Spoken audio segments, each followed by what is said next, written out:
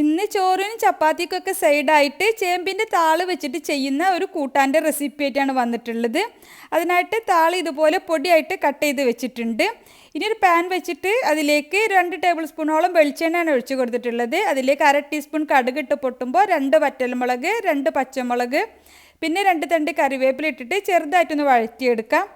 ഇതൊന്ന് വഴന്ന് വരുന്ന സമയത്ത് ഇതിലേക്ക് പൊടിയായിട്ട് കട്ട് ചെയ്തിട്ടുള്ള ഒരു സവാള കൂടി ചേർത്ത് കൊടുക്കാം. പിന്നെ ഈ ഉപ്പേരിയിലേക്ക് ആവശ്യത്തിനുള്ള ഉപ്പ് കൂടി സമയത്ത് ചേർത്തിട്ട് എല്ലാം കൂടി നന്നായിട്ടൊന്ന് വഴറ്റിയെടുക്കാം. സവാള ഒരുപാട് വഴലേണ്ട ആവശ്യമൊന്നുമില്ല. ചെറുതായിട്ടൊന്ന് വഴന്നിട്ട് സോഫ്റ്റായി വരുന്ന സമയത്ത് കട്ട് ചെയ്ത് വെച്ചിട്ടുള്ള താള് ചേർത്ത് കൊടുക്കാം. താള് ചേർത്തിട്ട് എല്ലാം കൂടി നന്നായിട്ടൊന്ന് മിക്സാക്കി എടുക്കണം. ഇതിലേക്ക് നമ്മൾ ഈ സമയത്ത് വെള്ളമൊന്നും ചേർക്കണില്ല. നന്നായിട്ട് മിക്സാക്കിയതിന് ശേഷം ഫ്ലെയിം കുറച്ച് വെച്ചിട്ട് അടച്ച് വെച്ച് വേവിക്കാം. ഇടയ്ക്കിടെ 2-3 തവണ മൂടി തുറന്നിട്ടൊന്ന് മിക്സാക്കി കൊടുക്കാൻ വേണ്ടിയിട്ട് മറക്കരുത്. അപ്പോൾ ഉപ്പ് ചേർക്കുമ്പോൾ ശ്രദ്ധിക്കണം, ഒരുപാട് ഉപ്പ് നമ്മൾ ആദ്യം തന്നെ ചേർക്കരുത്. താള് വെന്ത് വരുമ്പോൾ വളരെ കുറച്ചേ ഉണ്ടാവുള്ളൂ.